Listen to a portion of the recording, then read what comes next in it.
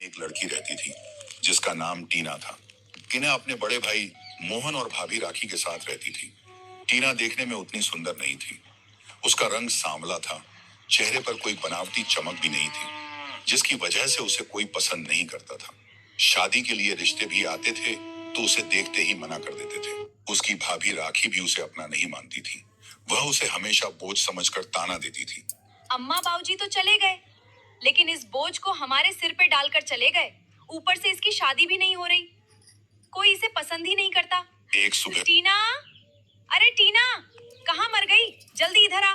जी भाभी। जल्दी से नहा धोकर अच्छे कपड़े पहन ले, आज फिर लड़के वाले तुझे देखने आने वाले हैं। जी भाभी। और सुन, इस बार भी अगर उन्होंने तुझे पसंद नहीं किया ना, तो समझ लेना अब मैं तुझे इस घर में एक दिन भी नहीं रहने दूंगी। टीना की आंखें झुक गईं। वह बिना कुछ बोले अपने कमरे में चली गई। कुछ देर बाद उसने अपनी सबसे अच्छी गुलाबी सलवार कमीज पहनी, बालों में तेल लगाकर छोटी बनाई, चेहरे पर हल्का सा पाउडर लगाया, लेकिन आईने में खुद को देखकर उसकी आंखें भर आईं। उसे अच्छी तरह याद था कि पिछले 2 सालों में न जाने कितने लोग उसे देखने आए थे और हर बार एक ही जवाब मिला था, लड़की हमें पसंद नहीं है। दोपहर होते होते लड़के वाले घर पहुंच गए। राखी ने बड़े दिखावे से उनका स्वागत किया। आइए आइए बैठिए। फिर राखी ने ऊंची आवाज में कहा, टीना बेटी जरा इधर आओ। टीना सिर झुकाए ट्रे में चाय लेकर कमरे में आई। उसने कांपते हाथों से सबको चाय दी। लड़के की माँ उसे सिर से पांव तक देखने लगी। लड़का भी उसे घूर कर देखने लगा। फिर बोला, जरा चेहरा ऊपर कीजिए। टीना ने धीरे से सिर उठाया। कमरे में कुछ पल के लिए सन्नाटा छा गया। लड़के की माँ ने धीरे से अपने पति के कान में कहा, रंग तो बहुत दबा हुआ है। आजकल तो लड़कियां कितनी स्मार्ट और सुंदर होती हैं। माँ चलिए, मुझे ये रिश्ता मंजूर नहीं है। राखी ने मुस्कुराकर बात संभालने की कोशिश की। लड़की बहुत काम करती है, पूरे घर का काम अकेले संभाल लेती है। हमें काम करने वाली नहीं, सुंदर बहू चाहिए। इतना कहकर वे लोग उठे और बिना पीछे देखे घर से चले गए। दरवाजा बंद होते ही राखी का गुस्सा फूट पड़ा। देख लिया, फिर से मना करके चले गए। आखिर कितनी बार यही तमाशा होगा? पता नहीं भगवान ने तुझे ऐसा क्यों बनाया, न शक्ल न सूरत। नहीं, सच कहूं तो तेरे माँ बाप ने भी हमारे सिर पे मुसीबत छोड़ दी। अगर तुझे बचपन में ही कहीं छोड़ गए होते तो आज हमें ये बोझ नहीं उठाना यह पड़ता। सुनकर टीना का दिल टूट गया। वह चुपचाप रसोई में जाकर बर्तन धोने लगी। आंसू लगातार उसके चेहरे से गिरकर पानी में मिल रहे थे। उसी रात राखी अपने पति मोहन से बोली, अब बहुत हो गया, मैं इसे और इस घर में नहीं रख सकती। हर बार लोग आते हैं, मना करके चले जाते हैं। पूरे गांव में हमारी बदनामी हो रही है। कल सुबह इसे साफ साफ कह देना ये घर छोड़कर चली जाए। अब मैं इसका बोझ नहीं उठाऊंगी।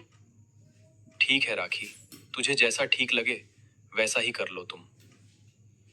अब बहुत हो गया, मैं इसे और इस घर में नहीं रख सकती। हर बार लोग आते हैं, मना करके चले जाते हैं। पूरे गांव में हमारी बदनामी हो रही है। कल सुबह इसे साफ साफ कह देना ये घर छोड़कर चली जाए। अब मैं इसका बोझ नहीं उठाऊंगी। अगली सुबह टीना हमेशा की तरह तंग हो रही थी। तभी राखी गुस्से में वहां आई और तेज आवाज में बोली, बस बहुत हो गया, अपना सामान उठा और इस घर से निकल जा। अब इस घर में तेरे लिए कोई जगह नहीं है। भाभी, मुझसे ऐसी कौन सी गलती हो गई? मुझे घर से क्यों निकाल रही हैं? तुम्हारे भैया साफ कहकर गए हैं कि शाम तक तुम इस घर में दिखाई नहीं देनी चाहिए। उनके काम से लौटने से पहले तुम यहाँ से चली जाना। भाभी, एक बार भैया से मेरी बात तो करा दीजिए, शायद उन्हें गलत फहमी हुई हो। मुझे कुछ नहीं सुनना, अपना सामान उठाओ और निकल जाओ। अब इस घर में तुम्हारे लिए कोई जगह नहीं है। टीना ने कांपते हाथों से अपना छोटा सा कपड़ों का थैला उठाया। उसने एक बार पूरे घर को देखा। यही घर था जहां उसने बचपन बिताया था, जहां उसे लगता था कि उसके अपने रहते हैं। आंखों में आंसू लिए वह चुपचाप दरवाजे से बाहर निकल गई। न किसी ने उसे रोका, न किसी ने पीछे मुड़कर देखा। टीना बिना किसी मंजिल के चलती रही। गांव की गलियां पीछे छूटती गई। चलते चलते वह गांव के बाहर बहती नदी के किनारे पहुंच गई। वह एक बड़े पत्थर पर बैठ गई, सामने बहते पानी को देखती रही। फिर उसके सब्र का बांध टूट गया। वह फूट फूट कर रोने लगी। आसमान की ओर देखते हुए बोली, हे भगवान, मेरी आखिर क्या गलती है? अगर आपने मुझे ऐसा रंग रूप दिया है तो इसमें मेरा क्या दोष है? लोग मुझे मेरे दिल से नहीं, मेरे चेहरे से क्यों तौलते हैं? जिस बात की मैं कभी गुनहगार ही नहीं थी, उसकी सजा मुझे क्यों मिल रही है? क्या इस दुनिया में मेरे लिए कहीं भी कोई जगह नहीं है? जहां मुझे सिर्फ इंसान समझकर अपनाया जाए। तेज धूप सिर पर चढ़ चुकी थी। टीना अब भी नदी किनारे बैठी थी। रोते रोते उसकी आंखें सूज गई थी। बेटी, तभी पीछे से किसी की आवाज आई। तुम यहाँ अकेली क्यों बैठी हो? सामने लगभग 60 साल की एक बुजुर्ग महिला खड़ी थी। चेहरे पर अपनापन था और हाथ में सब्जियों की टोकरी। टीना जल्दी से अपने आंसू पोंछते हुए बोली, कुछ नहीं अम्मा, बस ऐसे ही बैठी हूँ। बुजुर्ग महिला समझ गई कि बात कुछ और है। वह उसके पास बेटी, बैठ गई और प्यार से बोली, जो दर्द आंखें बता देती हैं, उन्हें छुपाया नहीं जा सकता। सच सच बता, क्या हुआ है? इतना सुनते ही टीना खुद को रोक नहीं पाई। वह फूट फूट कर रोने लगी। कुछ देर बाद उसने अपने माँ बाप की मौत से लेकर भाई भाभी के तानों तक और आज घर से निकाले जाने तक की पूरी कहानी सुना दी। सब सुनकर बुजुर्ग महिला की आंखें भी नम हो गईं। वह बोली, बेटी, इंसान की पहचान उसके चेहरे से नहीं, उसके संस्कारों से होती है। तेरे अपने ही तुझे समझ नहीं पाए। अगर तुझे कोई ऐतराज ना हो तो मेरे साथ चल। मेरा भी इस दुनिया में कोई अपना नहीं है। घर है लेकिन उसमें रहने वाला कोई नहीं। तू रहेगी तो मुझे भी सहारा मिल जाएगा। नहीं अम्मा, मैं किसी पर बोझ नहीं बनना चाहती। बोझ वो होते हैं जो अपनों का साथ छोड़ देते हैं। तू नहीं।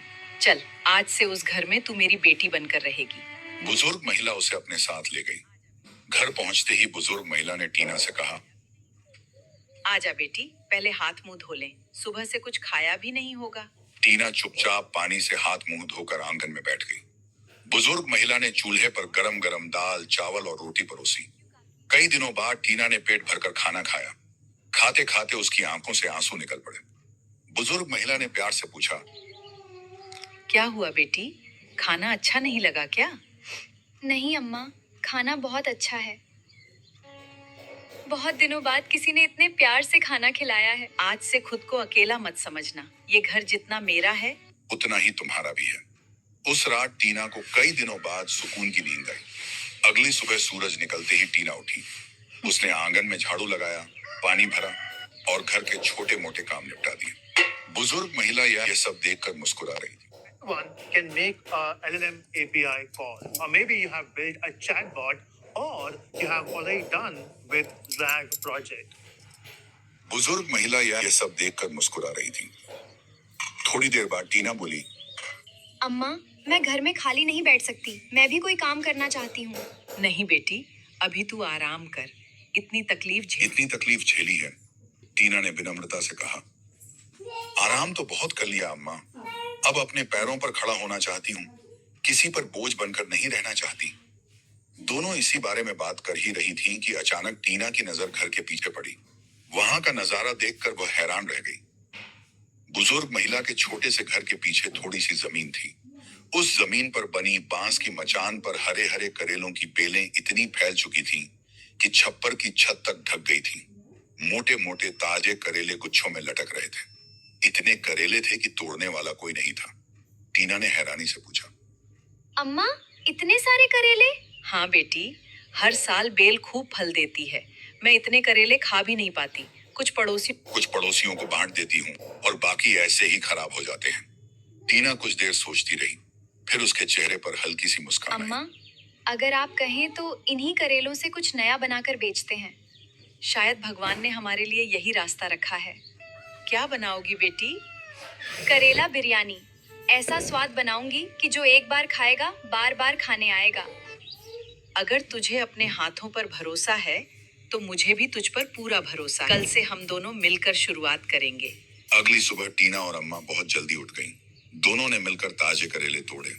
टीना ने बड़े ध्यान से करेलों को धोया, पतले पतले टुकड़ों में काटा और नमक लगाकर कुछ देर रखा ताकि उनकी कड़वाहट कम हो जाए। फिर उसने चूल्हे पर मसाले भुने, चावल पकाए और अपने हाथों से एक अलग तरह की करेला बिरयानी तैयार की। जब बिरयानी की खुशबू पूरे आंगन में फैली तो अम्मा भी हैरान रह गई। उन्होंने एक और चखते ही कहा, अरे बेटी, मैंने तो कभी सोचा भी नहीं था कि करेले से इतनी स्वादिष्ट बिरयानी बन सकती है। टीना हल्का सा मुस्कुराई। उसने पुराने बर्तन साफ किए, बिरयानी को एक बड़े भगोने में भरा, अम्मा के साथ गांव के चौक की ओर चल पड़ी। शुरू में लोग नाम सुनकर ही हंसते करेला थे। बिरयानी। क्या करेले की भी बिरयानी होती है? ये लड़की कैसी अजीब चीज बेच रही है। करेला बिरयानी? अरे भाई, करेले की भी कोई बिरयानी होती है क्या? टीना ने किसी की बात का बुरा नहीं माना। उसने विनम्रता से कहा, एक बार चक्कर देख लीजिए, पसंद ना आए तो पैसे मत दीजिएगा। एक बूढ़े किसान ने उत्सुकता में थोड़ी सी बिरयानी चखी। जैसे ही उसने पहला कौर खाया, उसकी आंखें फैल गईं। अरे वाह, ये तो कमाल का स्वाद है। करेले की कड़वाहट तो बिल्कुल महसूस ही नहीं हो रही। उस किसान ने तुरंत एक प्लेट और खरीद लिया। उसे खाते देख दूसरे लोग भी रुकने लगे। थोड़ी ही देर में टीना के भगोने के पास भीड़ लग गई। मेरे लिए भी देना। देखते ही देखते दोपहर तक सारी बिरयानी बिक गई। टीना ने जब कमाई गिनी, उसकी आंखों में खुशी के आंसू आ गए। उसने कभी एक दिन में इतने पैसे नहीं देखे थे। घर लौटते समय उसने सबसे पहले अम्मा के लिए दवा खरीदी, फिर घर का राशन और थोड़ी सी मिठाई भी ले ली। अम्मा ने मिठाई देखकर पूछा। टीना मुस्कुराकर बोली, आज हमने अपनी मेहनत की पहली कमाई की है। अम्मा की आंखें भर आईं। उन्होंने टीना को गले लगाते हुए कहा, जिसे लोग बोझ समझकर घर से निकाल देते हैं, वही लड़की आज अपने पैरों पर खड़ी हो रही है। भगवान तुझे बहुत खुश रखे बेटी। उस दिन के बाद टीना रोज करेले की बिरयानी बनाने लगी। धीरे धीरे उसकी बिरयानी पूरे गांव में मशहूर हो गई। लोग दूर दूर से सिर्फ टीना की करेला बिरयानी खाने आने लगे। अब उसकी जिंदगी में पहली बार उम्मीद की रोशनी दिखाई देने लगी थी। कुछ ही दिनों में टीना की करेला बिरयानी पूरे गांव में मशहूर हो गई। अब सुबह होते ही टीना और अम्मा दोनों मिलकर ताजे करेले तोड़ती। टीना बड़े प्यार से बिरयानी बनाती और दोनों गांव के चौक पर अपनी छोटी सी दुकान लगा देती। धीरे धीरे कमाई भी अच्छी होने लगी। एक दिन दोपहर के समय एक युवक बाइक से गांव पहुंचा। उसका नाम अर्जुन था। वह किसी काम से शहर से लौट रहा था। गांव के चौक पर अचानक उसकी नजर एक छोटी सी दुकान पर पड़ी, जहां बड़े अक्षरों में लिखा था, टीना की स्पेशल करेला बिरयानी। अर्जुन हैरानी से मुस्कुराया। अरे, करेला और बिरयानी, करेले की बिरयानी भी बनती है? ऐसा भी होता है क्या? जिज्ञासा में उसने अपनी बाइक रोकी और दुकान के पास चला आया। टीना मुस्कुराकर बोली, एक बार चक्कर देखिए, पसंद ना आए तो पैसे मत दीजिएगा। अर्जुन ने एक प्लेट मंगाई। पहला कौर खाते ही उसकी आंखें फैल ये गईं। तो सच में कमाल की बिरयानी है। मैंने आज तक ऐसी बिरयानी कभी नहीं खाई। उसने पूरी प्लेट खत्म कर दी। पैसे देते समय उसकी नजर पहली बार टीना पर गई। सांवला चेहरा, साधारण सलवार कमीज, बिना किसी बनावटीपन के मासूम मुस्कान और आंखों में सादगी। टीना दिखने में भले ही बहुत सुंदर नहीं थी, लेकिन उसके चेहरे पर मेहनत, ईमानदारी और आत्मसम्मान साफ दिखाई देता था। अर्जुन बिना कुछ कहे वहां से चला गया, लेकिन उस दिन के बाद वह लगभग रोज शहर से बाइक चलाकर गांव आने लगा। कभी बिरयानी खाने के बहाने, कभी अम्मा का हाल पूछने के बहाने। धीरे धीरे उसकी और टीना की बातें होने लगी। अर्जुन को टीना का स्वभाव बहुत पसंद आने लगा। उसे महसूस हुआ कि असली खूबसूरती चेहरे में नहीं, इंसान के दिल और व्यवहार में होती है। एक दिन दुकान बंद होने के बाद अर्जुन ने हिम्मत जुटाकर कहा, टीना, मुझे तुमसे एक बात कहनी है। जी कहिए। मैं तुम्हें दिल से पसंद करने लगा हूँ। अगर तुम्हें कोई आपत्ति ना हो तो मैं तुमसे शादी करना चाहता हूँ। यह सुनकर टीना एकदम चुप हो गई। कुछ पल बाद उसकी आंखें भर आईं। वह धीमी आवाज में बोली, ऐसा मत कहिए। आप नहीं जानते मेरे साथ क्या क्या हुआ है। बचपन से लेकर आज तक मुझे मेरे रंग रूप की वजह से हर किसी ने ठुकराया है। पता नहीं कितने लोग मुझे देखने आए, लेकिन हर बार यही कहकर चले गए कि लड़की सुंदर नहीं है। मेरी अपनी भाभी ने भी मुझे बोझ कहकर घर से निकाल दिया था। टीना ने सिर झुका लिया। आज आपको मैं अच्छी लग रही हूँ, लेकिन कुछ दिनों बाद आप भी मुझे छोड़ देंगे, इसलिए मुझसे शादी की बात मत कीजिए। टीना, मैंने तुम्हें तुम्हारे चेहरे से नहीं, तुमसे प्यार किया है। मैंने तुम्हें तुम्हारे चेहरे के लिए नहीं, तुम्हारे दिल के लिए पसंद किया है। जिसने अपमान सहकर भी मेहनत चुनी, जो अम्मा का सम्मान करती है, जो सबका दिल जीत सकती है, उससे बेहतर जीवन साथी मुझे कहीं नहीं मिलेगा। फिर उसने मुस्कुराते हुए चेहरे कहा, की सुंदरता समय के साथ बदल जाती है, लेकिन अच्छे संस्कार और सच्चा दिल कभी बूढ़ा नहीं होता। टीना की आंखों से आंसू बहने लगे। इस बार ये आंसू दर्द के नहीं, अपनापन मिलने के थे। उसने पहली बार मुस्कुराकर अर्जुन की तरफ देखा और धीरे से बोली, अगर आपको सच में मुझ पर इतना भरोसा है, तो मुझे भी आपकी बात मंजूर है। यह सुनते ही अम्मा की आंखें खुशी से भर आईं। कुछ ही दिनों बाद पूरे गांव की मौजूदगी में टीना और अर्जुन की सादगी भरी शादी हो गई। अर्जुन शादी के बाद टीना को अपने साथ शहर ले जाने लगा। मैं अम्मा को अकेला छोड़कर कहीं नहीं जाऊंगी। तो फिर अम्मा भी हमारे साथ रहेंगी। आज से वो सिर्फ आपकी नहीं, मेरी भी माँ है।